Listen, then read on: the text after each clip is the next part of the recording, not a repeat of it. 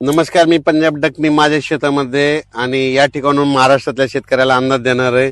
आज आहे 21 डिसेंबर 2025. राज्यामध्ये 21, 22, 23 3 दिवस आणखी थोडं ढगाळ वातावरण राहणार आहे. पश्चिम महाराष्ट्रात आणि उत्तर महाराष्ट्रात जरा जास्त ढगाळ वातावरण राहणार आहे. पाऊस काय येणार नाही, त्याच्यामुळे काही चिंता करायची गरज नाही. ह्या ढगाळ वातावरणामध्ये गारवा असतो, म्हणजे गार जास्त प्रमाण असतं, म्हणजे गारवा जास्त लागतो. दिवसा देखील थंडी लागते, म्हणून पाऊस काय येणार नाही, म्हणून हा अंदाज लक्षात घ्यायचा. सांगायचं झालं तर राज्यामध्ये 30 डिसेंबर पर्यंत कसलाही राज्यात पाऊस नाही, काय नाही. थंडीची तीव्र लाट राहणार आहे.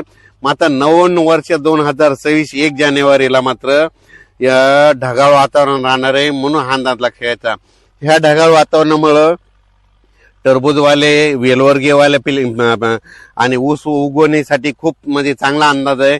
कारण की 1 जानेवारीच्या नंतर काय होणार, थोडं ढगाळ वातावरण राहत असल्यामुळं की ऊस उगवायला चांगलं राहतं, वेलवर्गीय पिकाला चांगलं लागतं, ज्यांना टरबूज लावायचं त्यांना चांगलं राहतं, खरबूज लावण्यासाठी चांगलं वातावरण राहतं, म्हणून हा अंदाज लक्षात घ्यायचा.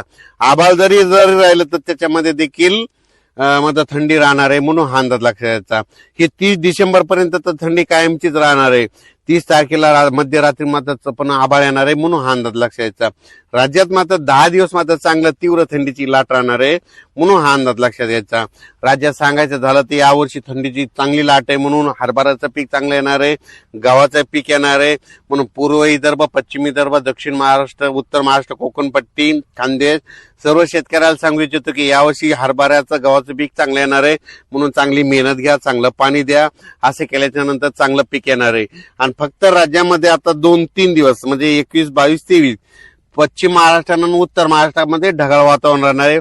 दिवसा देखील आभाळ राहील, पण दिवसा थंड वारं सुटल आणि गारवा लागेल, म्हणून हे लक्षात घ्यायचं. पण राज्यात मात्र सध्या तरी पावसाचं वातावरण नाही, म्हणून हा अंदाज लक्षात घ्यायचा. म्हणजे सांगायचं झालं तर सध्या तरी कुठंच म्हणजे 4-5 विभागामध्ये पावसाचं वातावरण नाही, म्हणून हे लक्षात घ्यायचं. मात्र 30 तारखेच्या नंतर वातावरणात थोडा बदल होईल आणि 30 तारखेच्या नंतर मात्र क्लाउडली मध्ये चांगलं ढगाळ वातावरण आपल्या महाराष्ट्रामध्ये येणार आहे, म्हणून हा अंदाज लक्षात घ्यायचा. जे रेन पाईपांना पाणी देतील त्यांना सगळ्यात जास्त जवळपास 2-3-4 क्विंटल आगाऊ हरभरा त्यांना होतोय, म्हणून रेन पाईप भेटला तर रेन पाईप घेऊन लावा. बघा तुम्ही यावर्षी करून बघा, तुम्हाला उतार येते की नाही. शेतकऱ्याला सांगत नाही, म्हणून हे तुम्हाला एक लाईव्ह दाखवत आहे. आणि हे माझ्याकडे स्प्रिंकलर देखील असून देखील रेन पाईपनं पाणी चालू आहे. धन्यवाद.